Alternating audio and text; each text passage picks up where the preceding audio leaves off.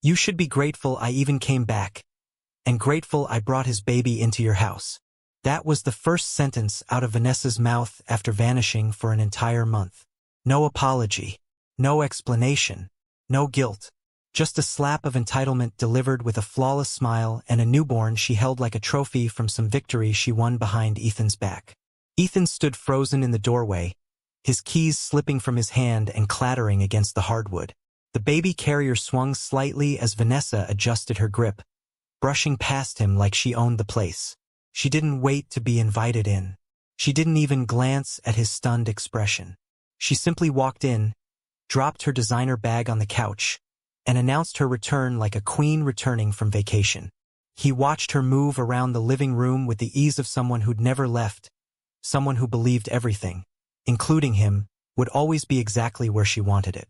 She tugged open the curtains, letting light spill into the room like she was checking in at a hotel. She didn't look back when she said, "Shut the door, Ethan." He did, slowly. The house felt smaller with her inside it again. Not because of her presence. He'd grown used to her dismissive tone over the years, but because of the child. The tiny, sleeping infant in the carrier. A child with dark curls and dimpled cheeks. A child who wasn't his. He walked toward the living room, every step heavy. "Vanessa? Whose baby is that?" She finally looked at him, tilting her chin up with that familiar superiority he once mistook for confidence. "I told you, my exes. And don't start with your dramatics. It makes you look weak." Weak. She'd always said that word like it was a diagnosis. "I thought you said you needed space," he said quietly, forcing each word to stay calm. "I did." She dropped onto the couch, crossing her legs. "And in that space, I realized what I really needed was someone who actually made me feel alive. Someone who wasn't you." His throat tightened, but he didn't react. He'd learned long ago that reacting only fed her. "So you ran back to your ex?" he asked. "Ran back?" She scoffed. "Please." He begged me to come. "I just didn't want to hurt your feelings.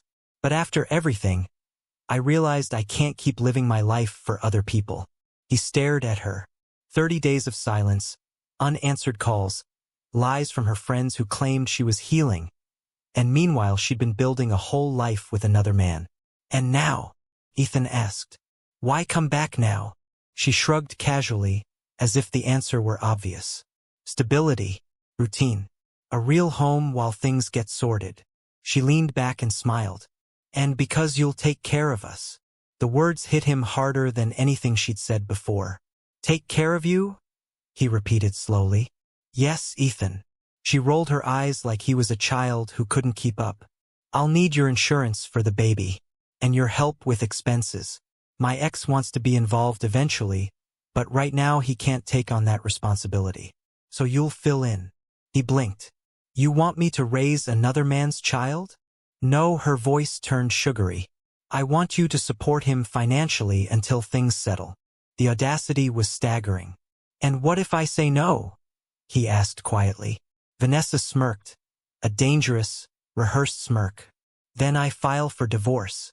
And since you earn more than me, I take half. Plus spousal support. Plus whatever else the court decides." She leaned forward, lowering her voice like she was sharing a secret. "And trust me, Ethan, I will win." He looked at her, trying to understand how the woman he once loved had become this cruel version of herself. But then he realized something fundamental. She had always been this way. He just hadn't seen it. Or maybe he had, and he'd simply chosen not to believe it. "I supported you for years," he said, not accusingly, more like he was remembering out loud. "And you will continue to," she snapped, annoyed. "Because you're reliable. You're stable. You're useful. Useful. Not loved. Not respected. Useful." She stood and walked toward him, lifting the baby carrier with effortless confidence. "Now move the guest room furniture. That'll be the nursery. I'll sleep in our room with the baby. You can take the couch or the office. Your choice." She breezed past him again, humming softly to the newborn. She didn't even notice the way his eyes shifted, from hurt to something colder. While she carried the baby upstairs, He looked around the living room. The scattered receipts on the table. The half-open mail. The framed wedding photo he suddenly couldn't bear to look at. Every part of their life together felt like a before and after photo, and she had burned the before.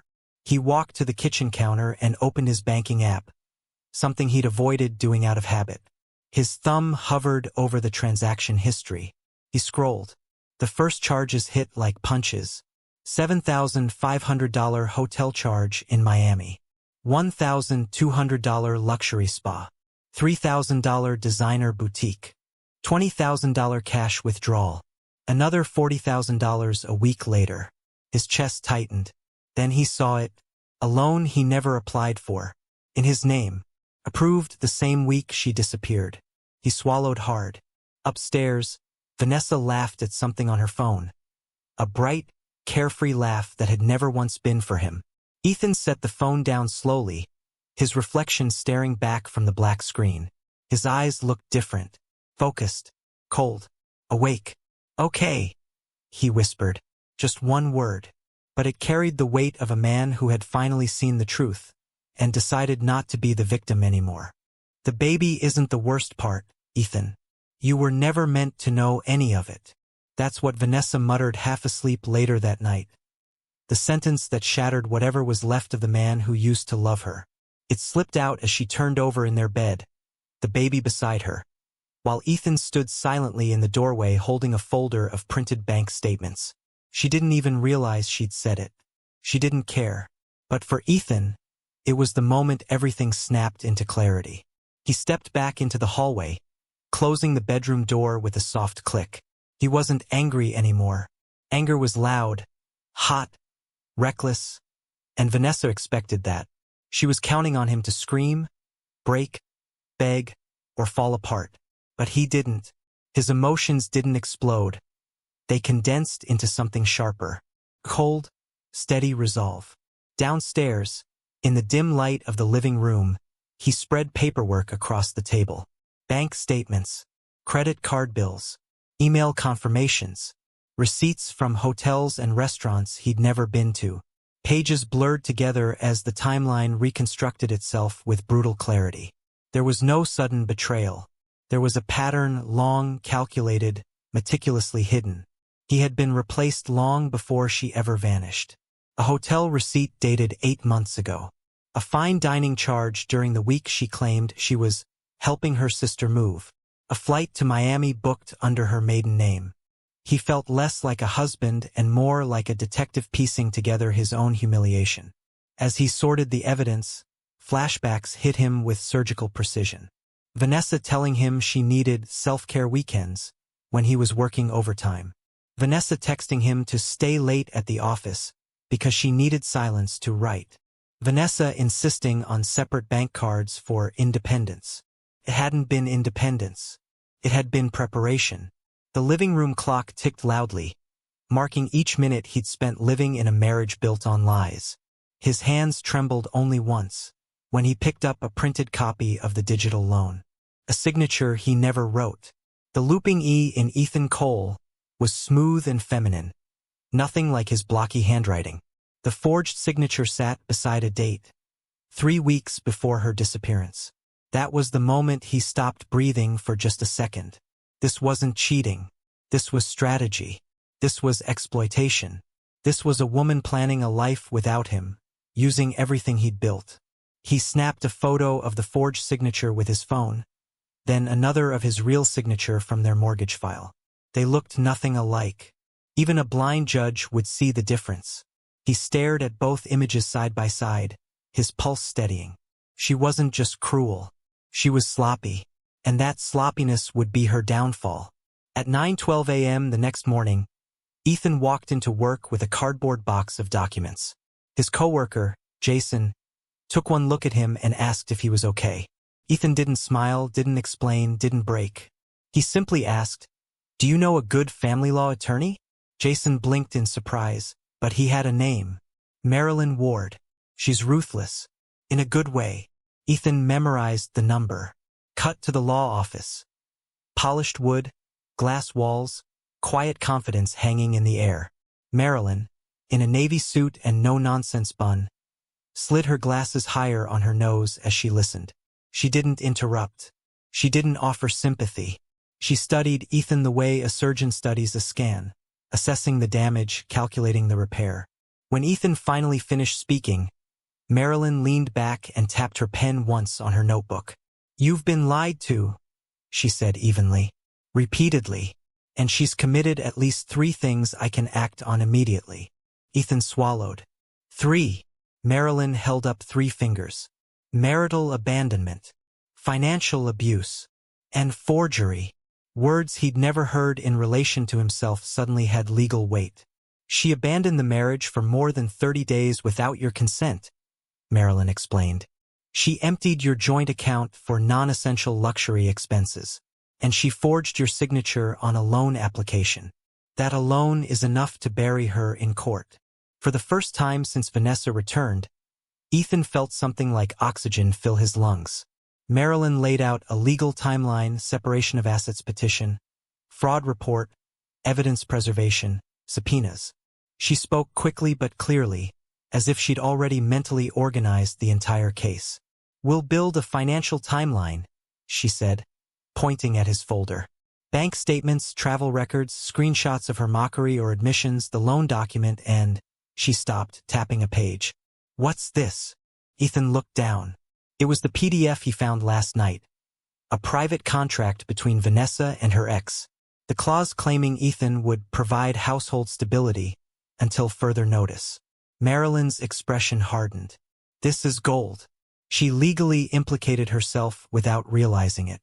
This shows intent, manipulation, premeditation. Ethan breathed out slowly. She planned it all. Every piece. Yes. Marilyn closed the folder gently, almost ceremonially. "And now we plan." The next few days became a quiet war. Without saying a word to Vanessa, Ethan opened a new bank account, froze a credit line, rerouted his paycheck, and backed up every shred of evidence to an external hard drive hidden under the toolbox in the garage. He stopped reacting to Vanessa's jabs, her comments about how the baby deserved a better father figure, her jokes that he was lucky to even have her back. She thought his silence meant defeat. But every night, while she slept upstairs with the baby, Ethan gathered one more piece of proof, one more transaction, one more screenshot, one more thread that would tighten around her in court. And then he found the final piece, a text exchange she'd forgotten to delete, where she told her ex, "Don't worry, Ethan's too soft to fight back. I'll bleed him dry while you stay in the background."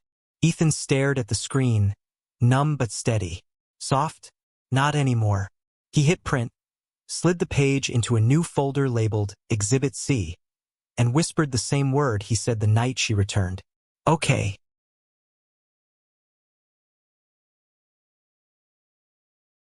"Your Honor, my client is prepared to prove that this entire marriage was turned into a financial trap. A trap designed by Mrs. Cole." Marilyn's first sentence sliced through the silent courtroom like a blade. Vanessa's smirk faltered for the first time that morning. She'd walked in wearing a $900 dress, pushing a stroller like a prop, fully expecting to walk out richer, adored, and vindicated. She expected drama, tears, maybe Ethan begging one last time for her to stay. She did not expect Marilyn Ward. She did not expect evidence. And she certainly did not expect to lose control of the narrative. From the moment the judge called the case, Vanessa had performed with Oscar-worthy theatrics. Trembling voice, carefully timed sniffles, a story crafted to paint Ethan as an emotionally distant, uninvolved husband who left her to fend for herself through pregnancy and hardship. Her lawyer amplified every lie. But Ethan didn't flinch. He sat calmly beside Marilyn, hands folded, eyes lowered. The same quiet composure Vanessa had always mistaken for weakness now radiated something else, strategy. And it terrified her. Her arrogance evaporated the moment Marilyn stood. The judge gestured. "Proceed." Marilyn walked to the center of the courtroom with the confidence of a woman who'd buried 100 narcissists exactly like Vanessa. She didn't raise her voice. She didn't posture. She simply turned, met the judge's eyes, and began dismantling Vanessa's entire world piece by piece.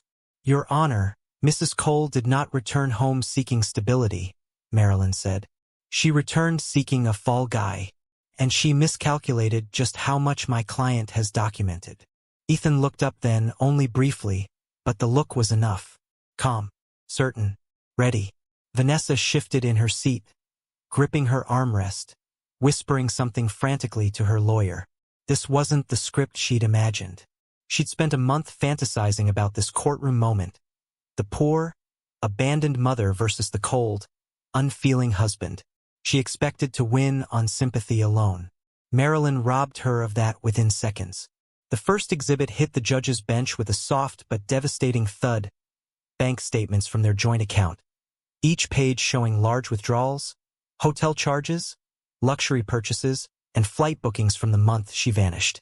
"This," Marilyn said evenly, "is not what a struggling mother spends. This is what someone spends when they believe there will be no consequences." Vanessa's lawyer objected weakly. Overruled. Next came the forged loan paperwork, Ethan's real signature from a mortgage document placed beside Vanessa's forgery. The difference was blatant, laughable, damning. The judge leaned forward. "Mrs. Cole, did you sign this loan document in your husband's name?" I don't recall," Vanessa stammered. Marilyn didn't give her time to spin. She pulled out the next folder. "Luckily, Your Honor, this digital file includes an IP log. The application was completed on Mrs. Cole's personal laptop. Here is the screenshot." Vanessa's breath hitched. Her lawyer swallowed hard. Her mother, sitting behind her in the gallery, covered her mouth. Marilyn continued. "Additionally, while Mrs. Cole claims she was abandoned, these messages clearly show." She projected texts onto the courtroom screen. Vanessa mocking Ethan. Vanessa bragging about her ex. Vanessa telling her friend she could bleed him dry because he was too soft to fight back. The judge's expression turned to stone. And then came the killing blow, the private contract between Vanessa and her ex. Marilyn read the lines slowly, letting each word settle like dust in a crypt. "Ethan Cole will provide household stability and financial support for the child until further notice." Vanessa's jaw dropped. That wasn't finalized. It was just a draft. "But he never signed it," Marilyn said sharply. "And yet you acted on it." Gasps fluttered through the courtroom. The judge turned to Vanessa. "Did you inform your husband this contract existed?" Vanessa's voice cracked. "It wasn't. I didn't. He was supposed to. I thought. He was supposed to be your safety net," Marilyn finished coldly. "Your financial backup plan. And when your ex refused to take responsibility for the child, you returned to the home you abandoned, expecting my client to accept a child that is not his and to bankroll your new lifestyle." Vanessa's face crumpled like wet paper. But Marilyn wasn't done. "Your Honor, we have a sworn statement from the baby's biological father." The judge blinked. "A statement." Marilyn turned and clicked a remote. A video call screen lit up. Vanessa's ex-boyfriend filled the display, looking uncomfortable, adjusting his tie, clearly wishing he weren't involved. He spoke bluntly. "She told me Ethan was soft. She said he'd raise the baby if I didn't want to. She said she'd get money from him, then eventually leave him once we were ready to be a family." Vanessa let out a strangled sound, a mix of rage and panic. "You lied!" she screamed at the screen. Her ex shrugged. "I'm not going down for you." The judge slammed the gavel. "Order." Vanessa's eyes widened, her breathing shallow. The room felt like it was closing in on her. Finally, the judge leaned forward and delivered the verdict like a hammer striking steel. "Mrs. Cole, this court finds you guilty of marital abandonment, financial misconduct, and fraud. You are denied spousal support. You are ordered to repay all withdrawn funds. Mr. Cole retains full rights to the marital home and assets." Vanessa's knees buckled. She clung to the table as though the wood could save her. "This isn't fair," she whispered. "He was supposed to take care of me." The judge glared over his glasses. "You built this outcome yourself, Mrs. Cole." Behind her, her mother looked away in shame. In front of her, her ex disconnected the call. And beside her, Ethan simply exhaled, calm, steady, victorious, while Marilyn closed the folder with quiet finality. Vanessa had spent years calling him weak. Today, she learned what true strength looks like. The day Vanessa lost everything, Ethan didn't celebrate. He simply exhaled like a man who had finally put down a weight he'd been carrying for years. There was no smile, no triumph, no satisfaction in her collapse. Just a long, steady breath, and the quiet, unmistakable relief of a man who finally understood peace. After the gavel fell and Vanessa's world shattered, Ethan walked out of the courthouse a free man. But freedom doesn't always hit like fireworks. Sometimes it hits like silence. An unfamiliar, almost frightening quiet that makes you realize how loud your suffering had been. He stepped outside, loosened his tie, and closed his eyes as sunlight brushed across his face. Behind him, Vanessa sobbed into her mother's shoulder, her voice cracking with disbelief, rage, desperation. Once, that sound would have broken him.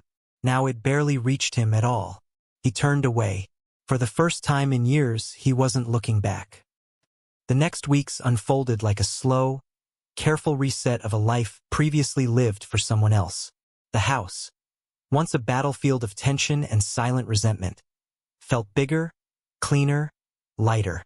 The first night he slept alone in the master bedroom, he woke up startled, half expecting Vanessa to be standing over him with some complaint, some demand, some cutting remark. But the room stayed quiet.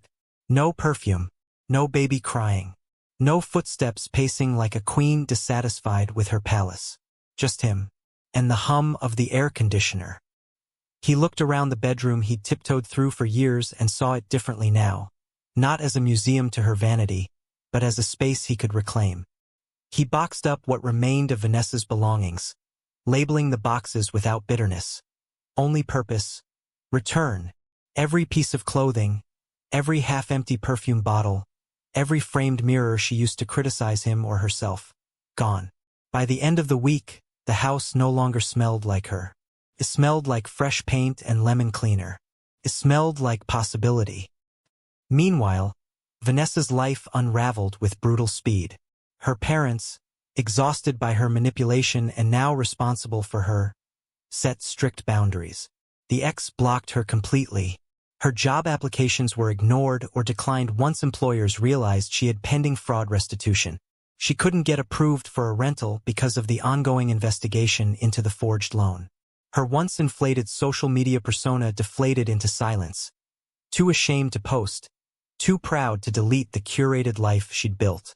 She spent her days in her childhood bedroom, scrolling through pictures of the life she thought she was entitled to, the life she tried to steal from Ethan. Every ping of her phone reminding her of wage garnishments, payment notices, or legal updates. One morning, she cried to her mother. "He was supposed to take care of me." Her mother didn't comfort her. Instead, she said quietly, "He did. More than you deserved." Vanessa didn't speak for 2 days after that. Back at Ethan's house, healing wasn't glamorous. It was practical. He started small, fixing a squeaky cabinet door, replacing a light fixture Vanessa always complained about, reorganizing the kitchen drawers. Each task was a tiny reclaiming of space, a ritual of rebuilding. He installed new bedroom curtains, repainted the walls, bought fresh sheets, replaced the wedding photo with a simple landscape painting, peaceful, quiet, blue. When friends asked if he was okay, he said yes. But the truth was more complicated. He was learning peace the way someone learns to walk again after an injury, carefully, gently, one uncertain step at a time. One afternoon, his phone buzzed. "Marilyn, asterisk, I hope you're breathing easier these days. Coffee sometime, asterisk." Ethan stared at the message for a long moment, then typed back, asterisk, "Yes, I'd like that, asterisk." At the cafe, Marilyn arrived wearing jeans and a soft sweater instead of her courtroom armor. She smiled, a real warm smile, when she saw him. Not the polite smile of an attorney. Something gentler. They talked not about the case but about everything else. His work, her garden, books they loved, places he'd always wanted to visit but never did. She listened in a way Vanessa never had, not waiting to speak, not searching for weakness, just listening. A quiet connection formed, slow as sunrise, steady as tide. No rush, no pressure, no expectations, just two people learning each other's rhythms. When they walked out of the cafe, she touched his arm lightly. Not possessively, not dramatically, just a small gesture of respect and warmth. He realized, in that moment, that he didn't miss Vanessa. He missed himself, the version of him he hadn't been allowed to be. And piece by piece, he was finding that man again. Months passed. Seasons shifted. Ethan's house became a home again. Painted in warm tones, filled with plants he actually learned to care for. A small bookshelf he built himself. He invited friends over. He learned to cook more than 3 recipes. He went on hikes on Saturdays. On Sundays, he sat on the porch with a cup of tea just to feel the quiet he once feared. He didn't rush into anything with Marilyn. But the ease between them grew, naturally, gently, like a wound healing from the inside out. The last time he saw the courthouse, he wasn't entering it. He was walking past it on his way to meet her for dinner. He looked up at the stone building and felt something unexpected. Gratitude, not for Vanessa, never for her, but for the moment he finally stopped letting someone else write his story. He had reclaimed his life, and that was the truest revenge of all. As he walked away, he thought about everything he'd survived and everything he'd learned. Some people mistake kindness for weakness. Some mistake loyalty for submission. But those who survive betrayal understand something deeper. The quietest person in the room is often the one you should fear the most. And for anyone watching this story unfold, for anyone who's ever lived through manipulation or betrayal, Ethan's final reflection carried the weight of truth. You deserve peace too. And if you've ever doubted that justice can find you, stay with us. Stories like this remind us that it can.